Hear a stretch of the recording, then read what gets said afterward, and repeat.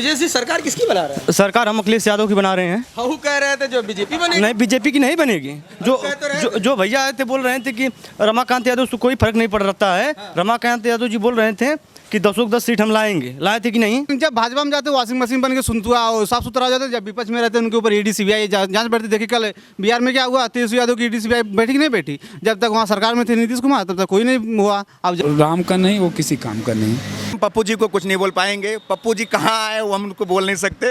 पप्पू जी ना आए तो बेहतर है हमारे लिए। नमस्कार, आप देख रहे हैं खबरों में भारत। मैं हूं सौरभ मिश्रा और हम लोग आज चुनावी चर्चा में इस समय पहुंचे हैं ठेकमा बाज़ार के पास में चाय वाटिका पर। यहाँ पर जनता का व्यू हम लोग लेने के लिए प्रयास करेंगे कि 2024 में जो परीक्षा हो रही है, चुनावी परीक्षा हो रही है, इसमें किसकी सरकार बनेगी और कौन पुनः जो है प्रधानमंत्री की कुर्सी पर स्थापित होगा। इसी विषय पर हमारे यहाँ पर साथी लोग बैठे हुए हैं। हम यहाँ पर शुरू करना चाहेंगे सबसे पहले आप भाई साहब से। भाई साहब, शुभ नाम आपका? अभिषेक सिंह। अभिषेक जी, ये सरकार जो है बीजेपी की 2014 से बनी हुई है, क्या कहेंगे कि इस बार जो है स्थापित रहेगी अपने स्थान पर? बिल्कुल स्थापित रहेगी, उसको हिलाने वाला कोई नहीं है, उसका विकल्प भी कोई नहीं है हमारे पास कि उनका विकल्प कोई तलाशा जाए। अखिलेश जी कह रहे थे 2014 में आए थे, 24 में चले जाएंगे। अखिलेश जी से कहिए 2050 तक इंतजार करें। अभी 2050 तक इंतजार करें। जैसे इंडिया अलायंस पूरी जो है भारत के जितने भी पार्टी हैं, अदर पार्टियां सब एक होकर के चुनाव लड़ रही हैं और एक होकर के चुनाव लड़ने का मतलब है कि मोदी जी को कुर्सी से हटाना। इस पर क्या कहेंगे?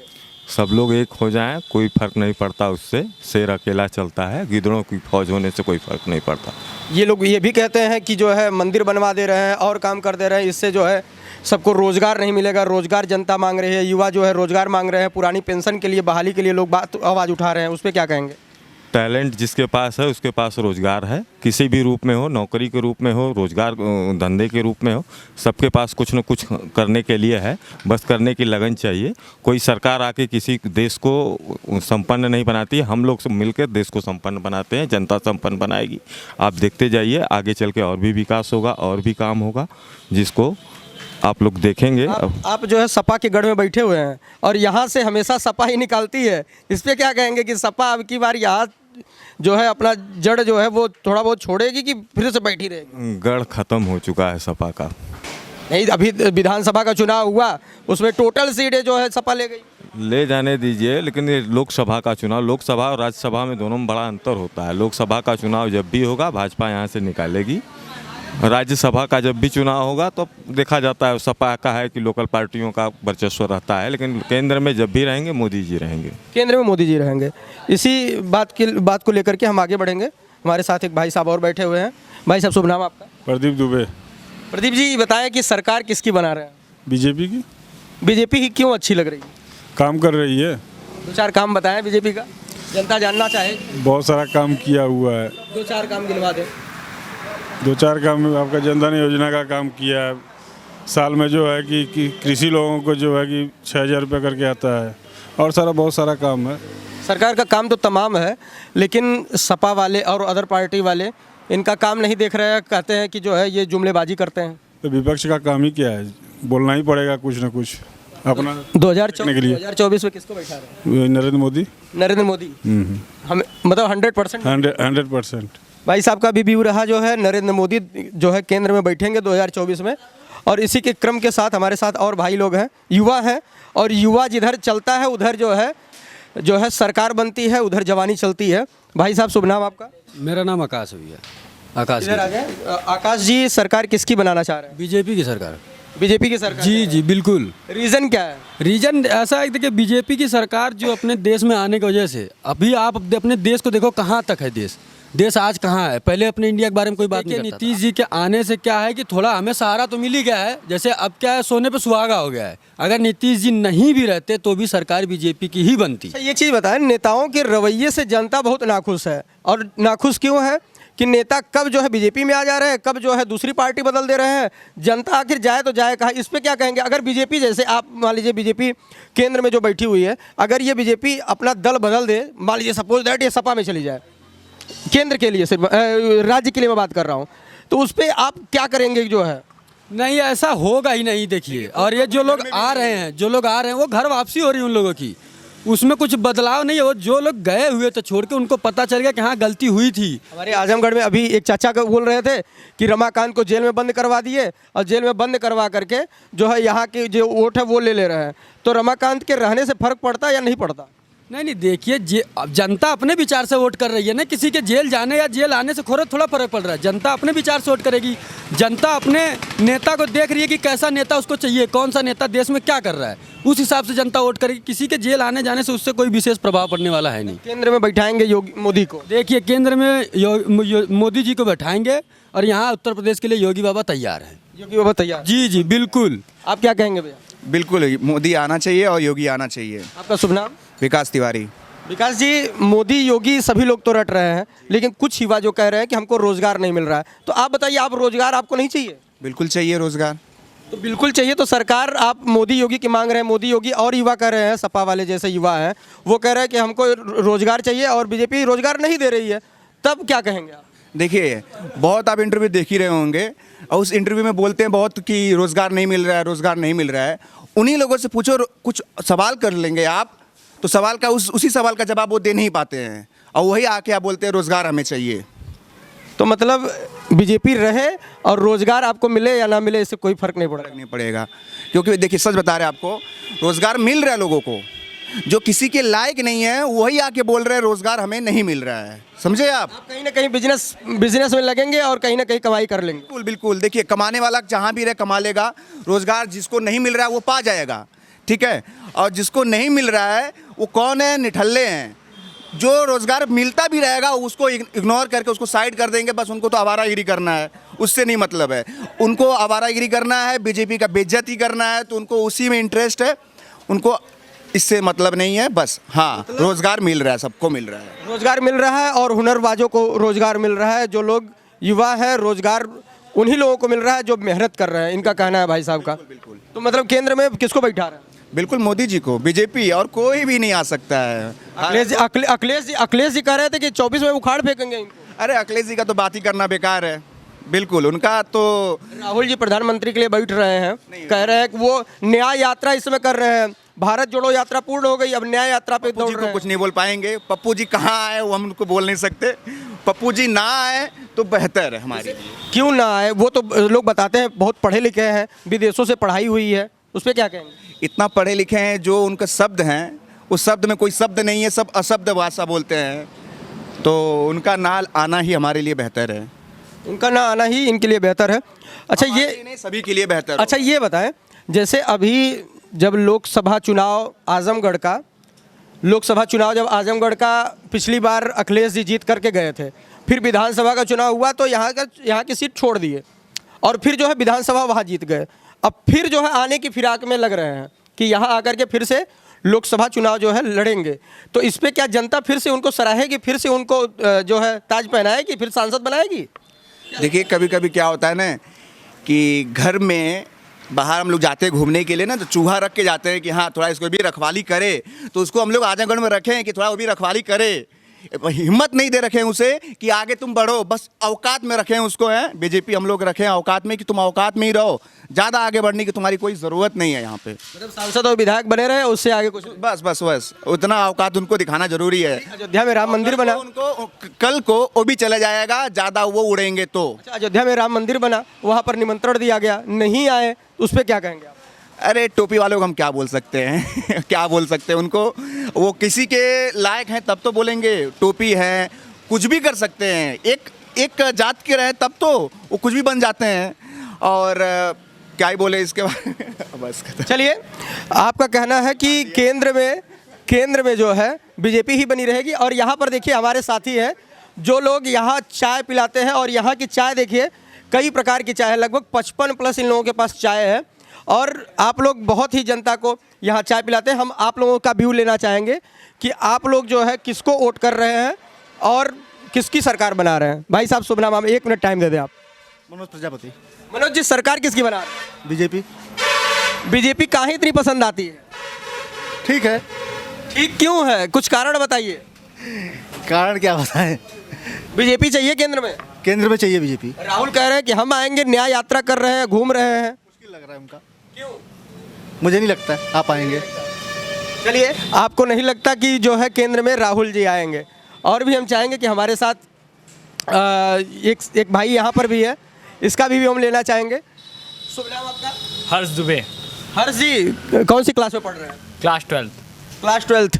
ये जो बच्चे हैं 12th के, अब की बार जो परीक्षा देंगे और परीक्षा के बाद फिर जो है सामने चुनाव भी आ रहा है, तो चुनाव में अपने घर वालों को या अपने लोगों से क्या कहेंगे, किसकी सरकार बनाए, कौन सरकार बेहतर है? हम तो बीजेपी की सरकार बनवाना चाहते हैं। बीजेपी की सरकार क्यों बनवाना चाहते हैं? इस समय नकल हो रहा है जो परीक्षा हो रही है।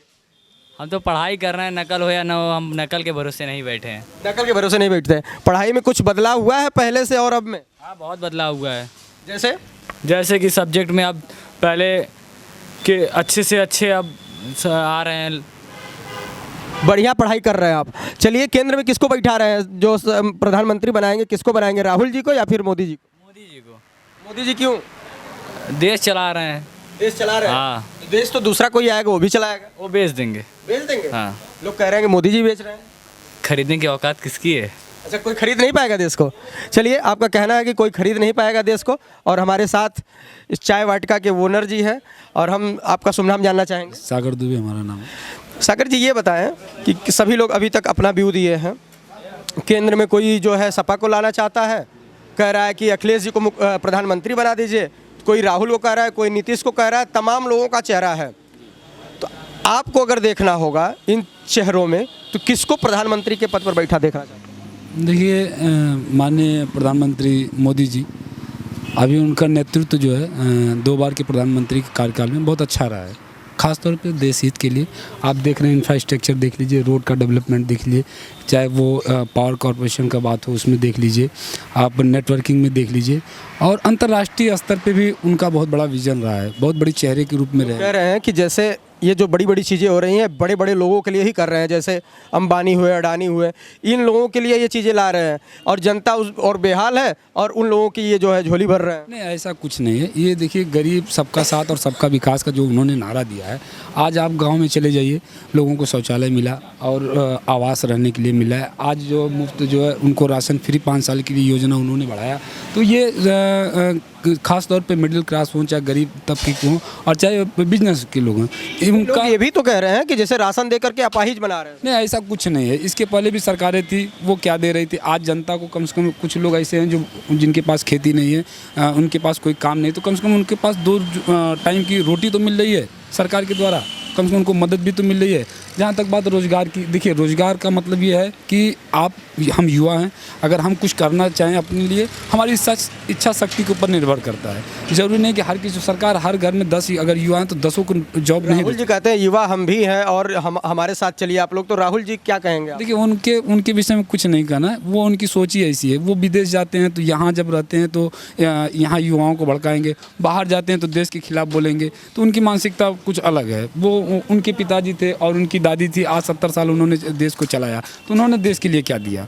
केंद्र में किसको बैठा रहे हैं? हम मोदी जी, बस ओनली मोदी जी। हाँ, वो देखिए, उसके सिवा कोई ऑप्शन है। और अखिलेश जी को क्या कहेंगे? वो बोले थे कि 24 में उखाड़ फेंकेंगे। ऐसा कुछ नहीं, वो 24 में खुद उखड़े पड़े हैं, ऐसा कुछ नहीं है। देखिए, जो राम का नहीं वो किसी काम का नहीं। अखिलेश जी को निमंत्रण गया, राहुल जी को निमंत्रण गया, इनकार कर दिया, नहीं आए। देखिए, आज 140 करोड़ हिंदुओं की आस्था थी, लोग वहाँ गए, कई मुस्लिम युवक भी वहाँ पे गए, परिवार से लोग गए, और कोठारी बंधु जैसे लोग जो है वहाँ बलिदान दे दिए, और आप जो है यहाँ निमंत्रण ठुकरा रहे हैं। तो सबसे बड़ी बात है कि हमारे देश का सबसे बड़ा जो है धर्म की बात थी, आस्था की बात थी, और उस निमंत्रण को उन्होंने ठुकरा दिया। तो फिर क्या कहा जाए उनके? 1-2 लोग बता रहे थे कि मुस्लिम भी गए थे और मुस्लिमों को ऊपर फतवा भी जारी हो गया कि जो है आप लोग गए थे, क्यों गए थे? इस पे क्या कहेंगे? देखिए, ये सांप्रदायिक देश है और यहाँ सारे लोग की भावना एक है। आज वो अगर मस्जिद बनता तो ऐसा नहीं कि वहाँ हिंदुओं का उसमें सहयोग नहीं रहता। आज इस देश में दोनों लोगों की उससे देश चल रहा है, आगे बढ़ रहा है। केंद्र में बैठा रहे हैं मोदी जी, एकदम 100%। आप क्या कहेंगे भाई साहब? मोदी जी, आप तो अब तक अखिलेश रट रहे थे। भाई देख रहे थे सभी लोगों का व्यू जो है मोदी जी पे था, तो बदल गया हमारा भी। हम कहे हम भी मोदी में हो जाए, पूरा देश मोदी में हुआ है तो हम भी जहाँ लहर चलेगी उधर चल देंगे। जहाँ लहर चलेगी वहीं चल देंगे। जैसे कुछ लोग तो कह रहे थे कि जैसे मोदी जी की लहर तो नहीं है इस समय, राम की लहर चल रही है उससे ज़्यादा, और भी लोग कह रहे थे कि शीत लहर अब की कम है, राम लहर ज़्यादा है। तो इस पर जैसे अखिलेश जी मोदी जी की हमेशा बुराई बतियाते हैं और कहते हैं कि 14 में आए थे, अब की बार 4 फिर पीछे लग रहा है, तो इसमें 14 में और 24 को उखाड़ फेंकेंगे।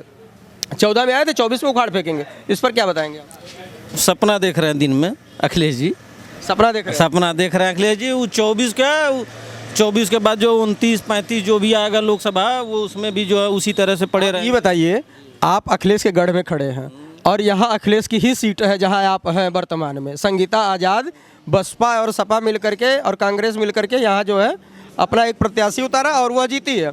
तो अब की बार क्या करेंगे? अब की बार पहले मैं आपको पीछे का आंकड़ा बता दे रहा हूँ। पिछली बार जब लोकसभा संगीता ये जीती थी नीलम सोनकर जी, तो उस समय उनका जितना जीती थी, उसके बाद गठबंधन के बाद 65,000 प्लस में था इनका। अच्छा, हाँ, 65,000 मत जो है ये ज़्यादा पाई थी।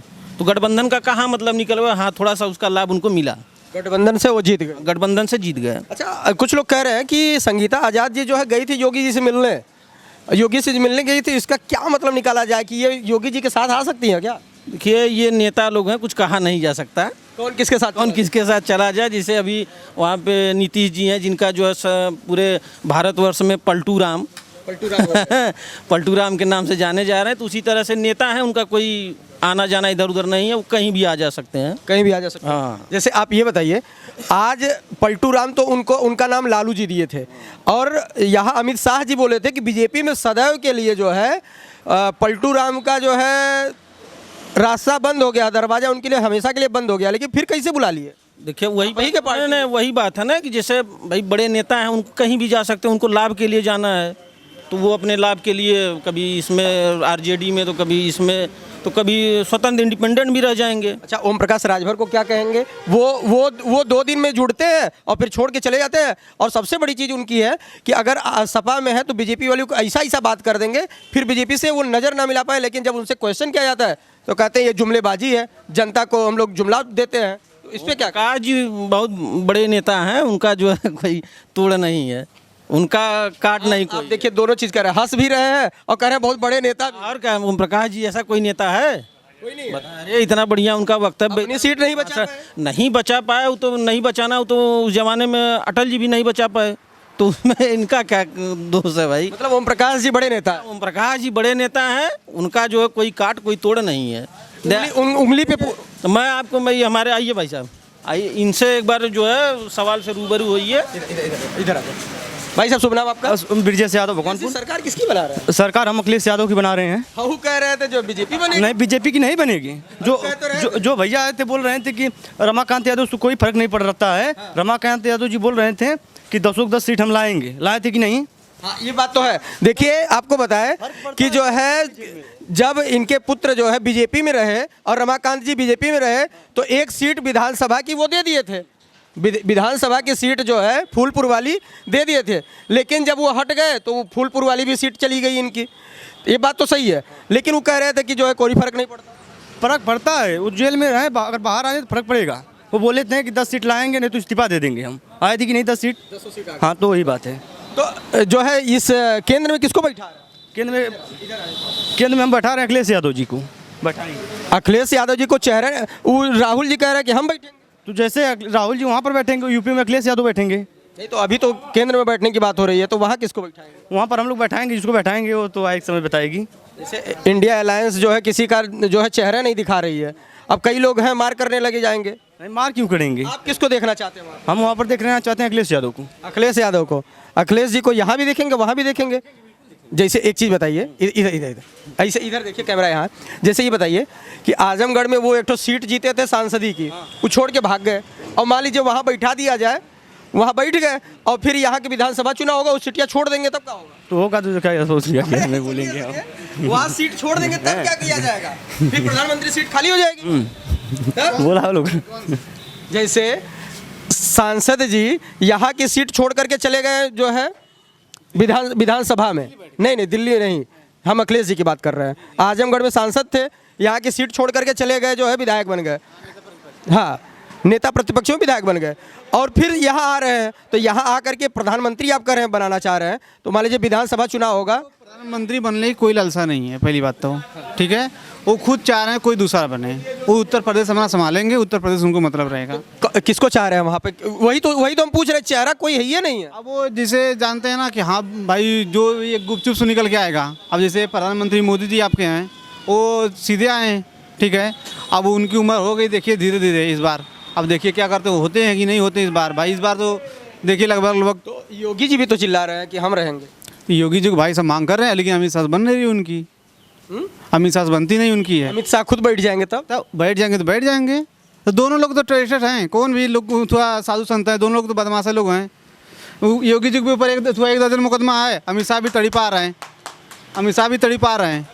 तो इस तरीके से देखा जाए तो सभी नेता विधायक जो है कहीं ना कहीं आरोपी हैं, कहीं ना कहीं। हाँ, लेकिन जब भाजपा में जाते वॉशिंग मशीन बन के सुनता साफ सुथरा हो जाता है, जब विपक्ष में रहते हैं उनके ऊपर ईडी सीबीआई जांच बढ़ती। देखिए कल बिहार में क्या हुआ, तेजस्वी यादव की ईडी सीबीआई बैठी कि नहीं बैठी? जब तक वहाँ सरकार में थे नीतीश कुमार तब तक कोई नहीं हुआ। अब जब तुरंत हो गई तुरंत बैठक, कल बैठाए नहीं 7 घंटा बैठाए थे। विपक्ष में जो लोग हैं वो लोग डर रहे हैं कि कहीं ना कहीं उनके ऊपर रेट ना पड़ जाए। जो विपक्ष में है वो लोग नेता पूरा डर रहे हैं हाँ कि कहीं कहीं ना रेट पड़ जाए। ये देख लिए बंगाल में ममता बनर्जी के यहाँ। इंडिया अलायंस जो पार्टी आपकी है, जो अखिलेश जी जिसमें जुड़े हुए हैं, उसके जो नेता है बीच बीच में हट जा रहे हैं। जैसे आम आदमी पार्टी के जो है अरविंद जी थे वो हट गए, और जो है नीतीश जी हट गए। और ये क्या चल पाएगा जब तक चुनाव है? अब देखिए चुनाव होते रहेंगे, अब उन लोगों के ऊपर भाई वो बड़े नेता आप कैसे हट गए तब क्या होगा? अब कैसे वो लोग समझेंगे, वो लोग बड़े नेता हैं, हम तो अभी भाई कार्यकर्ता हैं, उस दिन समझेंगे हैं। जैसे जहाँ जाएंगे उधर ही लोग जाएंगे हम लोग। इंडिया अलायंस के नेताओं को आप जो है वहाँ सिर्फ सिंहासन में बैठाना चाहते हैं। हाँ, मोदी जी काहे नहीं बैठाएंगे?